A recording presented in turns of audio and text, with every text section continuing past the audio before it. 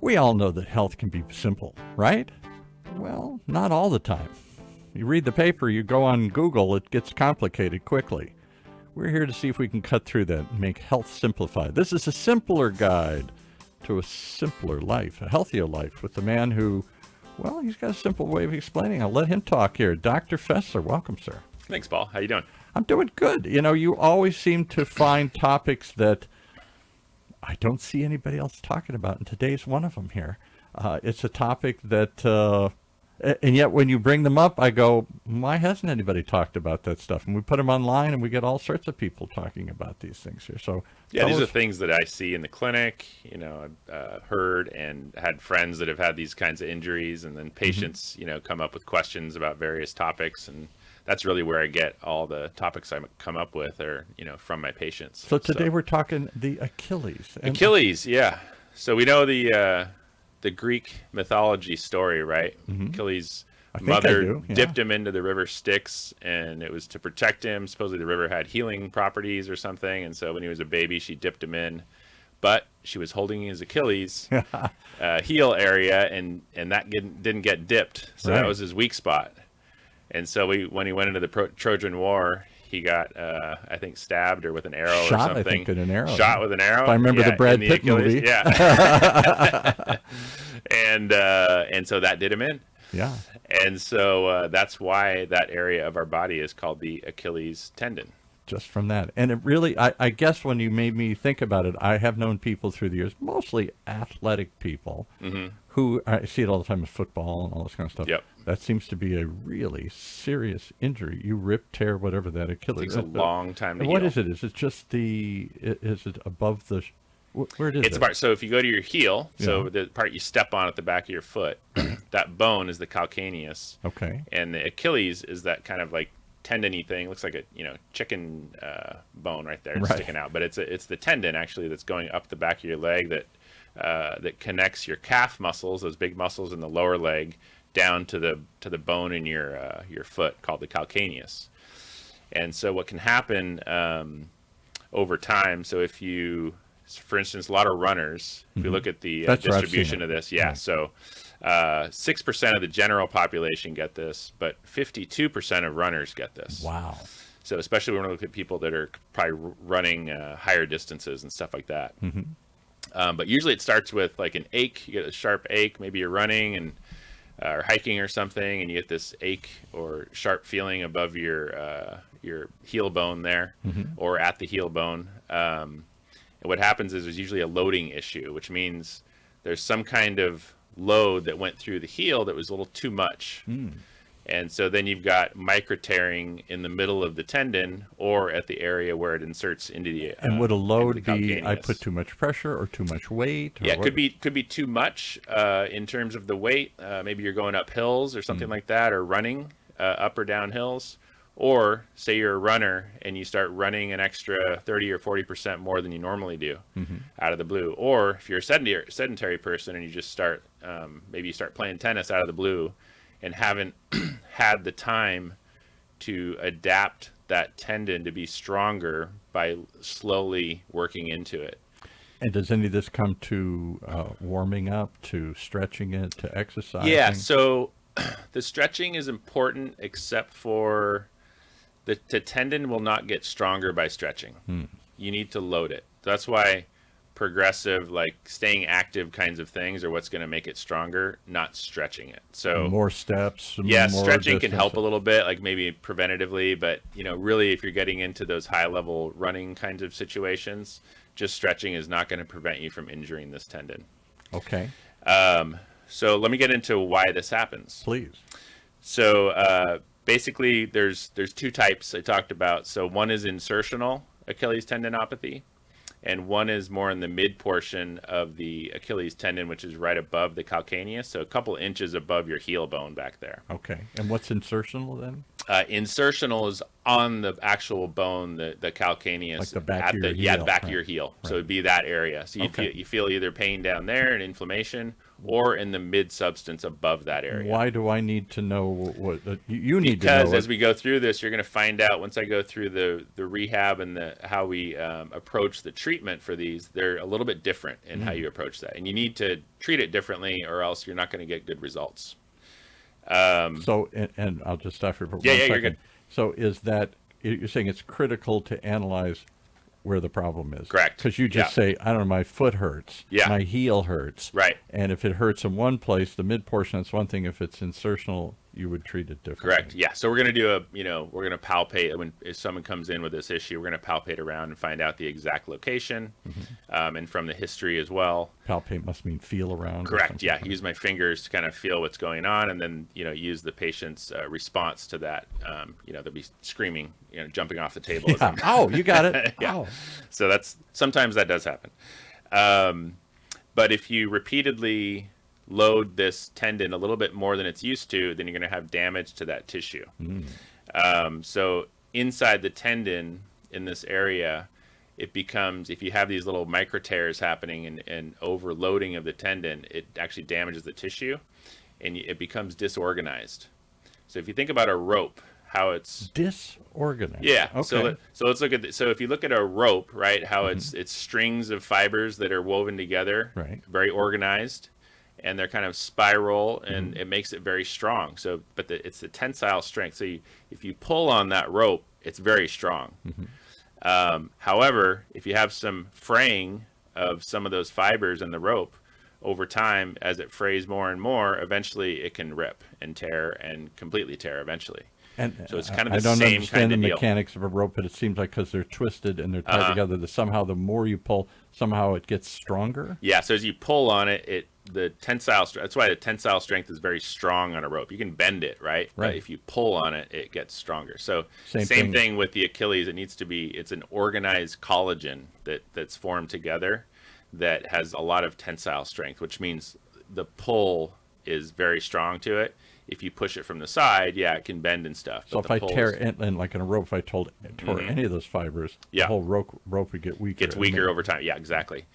And so, so what we need to do is train it in a way that your body responds to, and actually over time, it'll start healing those collagen fibers. So you can't just, you need to repair it over time with the correct exercises. But you're saying that depends on which one of these two you got. Correct. Yes. So, and one thing people think is like, well, can I just rest it? I would think that's if Right. it hurts. Yeah. Rest it over time, get better, and then you'll be better over time because rest heals everything, right? Right. Well, in this case, rest, although you can decrease your pain and maybe you can start walking with less pain, over time that actually makes the condition worse. Ooh. So until you start loading the tendon, especially if you're someone like a runner or someone that's hiking and doing more higher level activities, if you rest it, it actually continues to be disorganized in the middle of the tendon and eventually can lead to more tearing. Yikes. Okay. So the inflammation might go down, the pain might go down, but it's still disorganized. It's still... Yes, it still has a potential. So then, people rest for a few weeks, they go back to running and it still hurts. And they're like, oh man, it's no better than it was. So you're suggesting somehow I need stress of some sort loading to trigger this thing? Correct. Yes. So so the parameters of how you approach the rehab for these matters, and in some research articles that I've gathered here and kind of taken some information from them and go through how that actually works.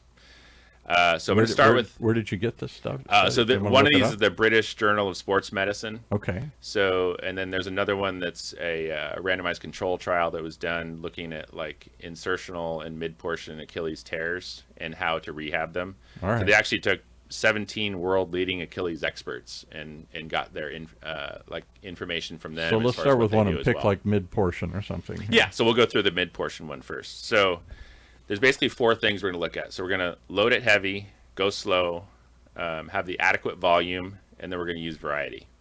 So let me go through each of those. So load it heavy means we're going to be working at 70 to 90% of our max capability. So what that means is we want to have a load that's actually difficult to do. So adding, having just your body weight, doing heel raises, which is one way to load the Achilles tendon, which That's what I've means, seen. You just go up on your yeah, tippy you just go up toes, on your right? tippy toe. Yeah, exactly. So doing those, doing that with just your body weight, especially if you're on both feet, it's half your body weight basically. That's not quite enough to get the load we need. In the beginning, you might start there, but you need to load it over time by using either a weighted backpack, possibly dumbbells in your hands or a kettlebell in the hand of the Some foot that extra you're. weight. Now, forgive me. Why does this sound counterintuitive? I've got a Right. pain. I tore it. It's weakened, and I'm going to Right. put more. I'm going to push it. Yes, yeah. So you have to because the loading mechanism in your body does not start the healing mechanism within the tendon unless you load it enough. Which is that sort of rewiring, reconnecting. Yeah, it's the a fiber. stimulation. It's kind of like if you think about going to a gym. Compare someone that doesn't work out at all. They're sedentary. Their muscles atrophy, right?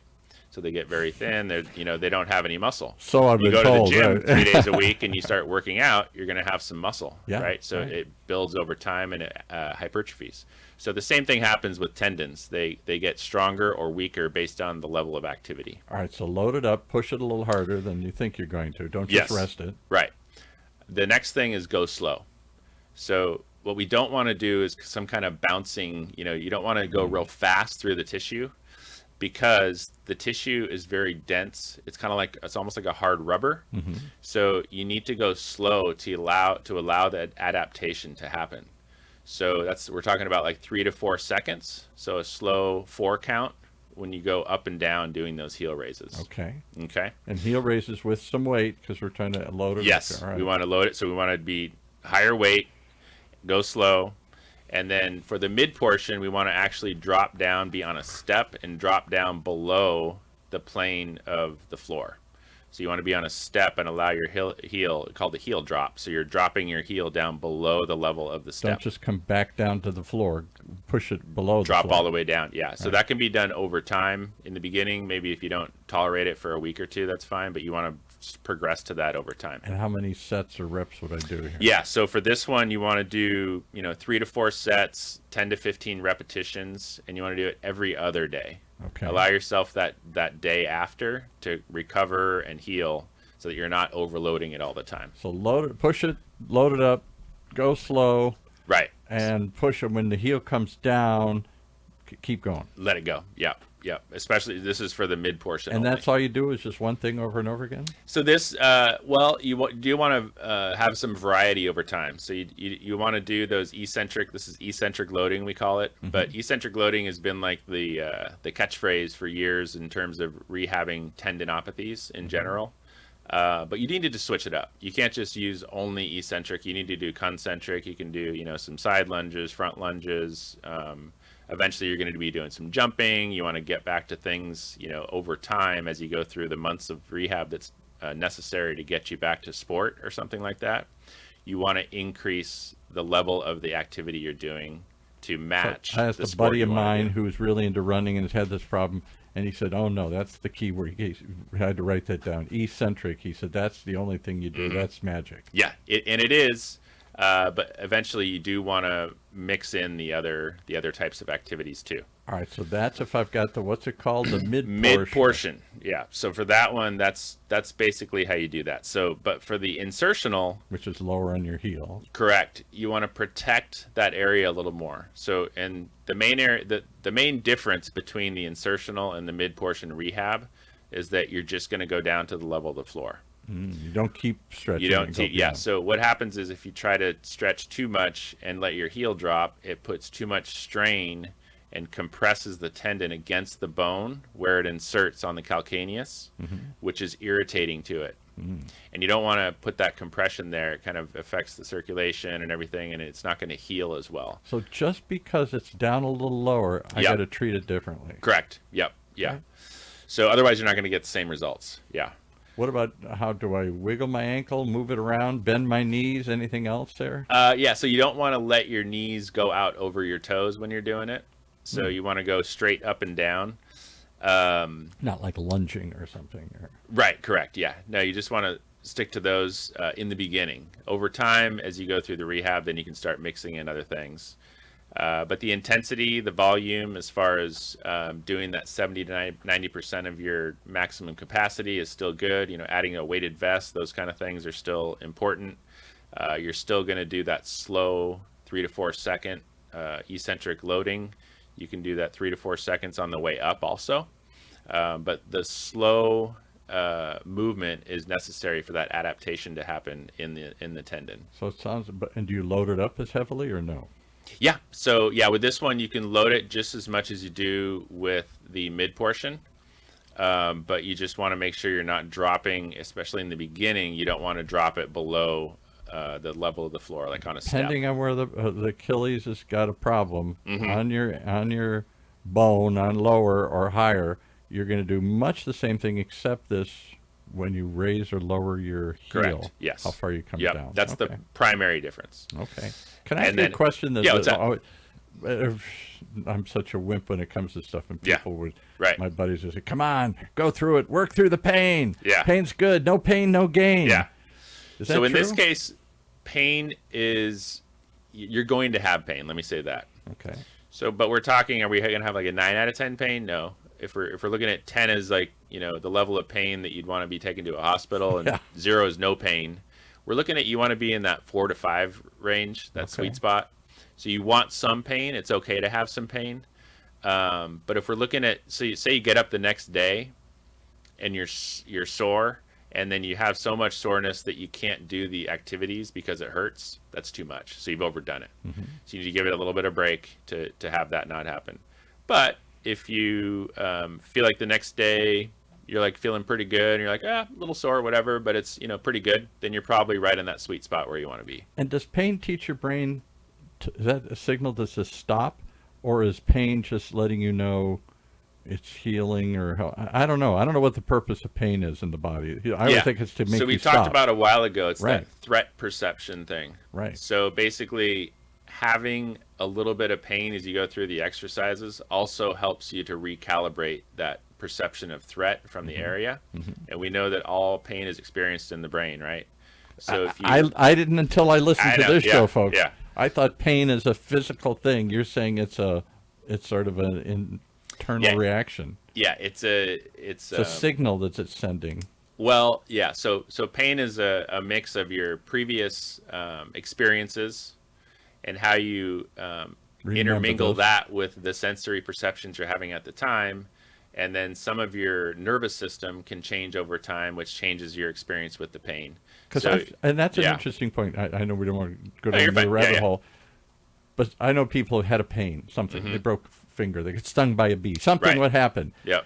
And they are forever more sensitive, particularly if it was like, oh, that was so painful, traumatic. Yeah. And so now when they get, and I'm like, okay, so you got stung by a bee, it's not the end of the world. Oh, no, to them, this is overwhelming pain. Yeah. Yeah, there's really interesting, I can go through that on another show in terms of just some really interesting stories that happens with pain and how people perceive it, and how you can actually do some, cognitive behavioral therapy and other interventions like that to decrease someone's perception of pain just by talking to them. Not doing any treatment, not doing anything physical, but just by talking to him, you can actually that is one of the things that overwhelms us. How many people, we just had a giant opioid settlement with the big drug company Purdue because they were passing out opioids like it was candy. Because any perceived pain is bad. I can't take it. It's got to go away. And we've trained ourselves to take something to immediately remove it. Right. Whereas maybe little pain is okay, maybe even good. Yep. And that there are other ways to treat pain other than a pill. Yes, for sure. Well said. Okay. Yeah. Love it. All right. Anything else we need to know? Yeah, let's look at the timeline briefly here. So in the first, like, say 0 to 6 weeks, we're going to start slow, right? So for the mid portion, you're going to use a step, go into the full range. For the insertional, you're going to be on flat ground. You want to keep a vertical shin, so the shin bone should be coming straight up and down. Add weight progressively. Every other day, you're going to do those 3 to 4 sets of 10 to 15 reps. Okay. At weeks 6 to 12, we're going to keep increasing the weight and maintain the slow tempo. For the insertional, you're going to gradually allow more ankle bend. So rather you than can just going start straight up doing it and a down. little bit. Yes, you can go maybe on a small 2-inch step and let your heel drop below that. Okay. And you're going to progress that over time. Finally, at about 12 weeks, I know it's 3 months, right? Yeah. I know it's a long time.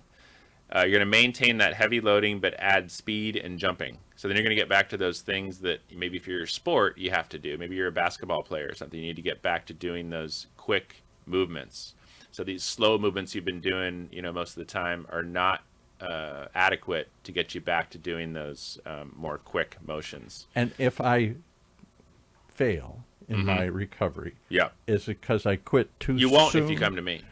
And that's the takeaway from this, truly. And I can say this, folks, because I've actually used his services, and there is truth to that. But I see people like a cold or anything else. The minute it gets better, the symptoms start to go away. You think I'm healed. Right. I'm ready. Yes. I mean, I want to run back in there Yeah. and jump in there and. Yeah, and that can happen especially if people are not doing as much. They've kind of adjusted their activity because of this issue. Then they think, oh, I'm doing pretty good. And then they, again, they go out and start doing the thing they used to do. And they're like, oh, I guess I'm not better yet. Right. So yes, you have to see this through. You need to give it at least 3 months of going through the rehab before you should start trying to attempt to do some of the things that you were doing before. And it helps to have a coach. Helps to have Yes, somebody for holding sure. your hand, guiding you along, because we all want to quit. We all want to give up. I don't want to do as many reps. I want to push it faster. I want to recover, quicker, get back in life. You need somebody guiding you along. That's why you exist. How do they find you if they want to? So I'm going to go through one more thing. One here. more thing. Okay. So the one thing is, for this, if you're looking at like, you've had something for like maybe 2 to 3 weeks, that's when you want to definitely seek intervention. If you're a week into it, you're like, yeah, I'll just see how it is. That's fine to see how it goes. But at like 2 or 3 weeks, you should definitely at least go see a therapist, see if there's something more significant going on. The other kind of treatment for this issue is actually shockwave therapy. Oh yeah, we talked to go listen to that episode. So I wanted to go a little bit through this. You definitely need the rehab that I just talked about, but got to load it. You got to complement that and get even better outcomes and more quickly. The shockwave therapy really does a great job with this. So basically, let's look at some of the evidence and what it shows. Okay. First of all, what is shockwave? So shockwave therapy. You can go hear the other episode. Extracorporeal, shockwave therapy is an acoustic device. So basically, we're looking at the one I have, for example, is called Softwave. It's an acoustic device, and this one is electrohydraulic, which means there's an electric spark that goes off, but you're not touching the electricity. The electricity is inside the machine and creates a sound wave. That sound wave travels the speed of sound about 3,000 miles an hour. When that travels through your body into your bones, it creates a healing response, or it basically mimics an injury response, if you will. So what happens there is sound wave traveling. Correct. Yeah. And so it produces all these healing chemicals that rush into the area as if you had injured yourself without injuring you. Interesting. So that's, in a nutshell, that's basically what it is. There's a lot of science to it, but so like a biohack, you get in the body. Yeah, hack in for and sure. Do something. Yeah, there are people that people with more money than I have that have this in their home, and there's a guy named Brian Johnson that has one of these, and he's got a there's a show on Netflix. And he's like trying to turn the clock back. He takes like 100 pills a day and does all these things. He also does, red light therapy, laser, shockwave. He does it all. So Joe Rogan talks about really biohacking and all this stuff. It's pretty extreme, but I think he looks like he's like probably 40, and I know he's in his 50s somewhere. Well, because their idea is that the body is like a computer, and if you can hack into it, and you can trick it basically to stimulate exercise like electrostimulation. Yeah. It's endogenous things you're stimulating. It's stuff that we already have. We're just allowing your body to use it better. Right. So So let me go through these real quick. So there have been multiple systematic reviews, and systematic reviews are like the highest level of evidence. More than your friend told you. Right, exactly. Yeah. So these are randomized control trials that are bunched together. They look at a bunch of them, and so you're getting some good information when you look at those. So basically, the pain is going to reduce with shockwave therapy after 3 to 5 sessions, about 60%. improves the functional scores by about 20 to 30 points. Wow. And does it shorten the healing, though? Because you said it's 3 months. I still got to do 3 months? So you still should do 3 months. But let's say that by that 3 months, you're going to be much more well-healed than you would had you not done it. So basically, the typical effects happen about 3 months and can last up to about 12 months. Success rates range from 65 to 91% across studies, which is pretty good. So the bottom line is that shockwave therapy for this kind of issue and tendinopathies in general is very effective, especially when it's used in conjunction with the rehab protocols that I was talking about earlier. I may be wrong, but I don't think everybody has a shockwave machine in their shop here. Right. So you do. So I do. Yeah. So we use this as a part of our, comprehensive rehabilitation approach for this issue and for other issues as well. So we do it in conjunction with, the evidence-based practices and rehab techniques. So let's circle back to where I started to go before this. How do they find you? Yeah. So I'm at Physical Therapy and Balance Centers in Lake Forest. And spell it. FYZICAL. Okay. And phone numbers there, 949-716-1800. Or you can find us online at physical.com/lake-forest. Or come back and learn more. I'm learning every week on this show. You can too, as we continue to see if we can make health simplified and give you a simple guide to a healthier life. Right here in Orange County's only community radio station, OC Talk Radio, streaming live from our studios here at the University of California, Irvine's Beale Applied Innovation Center.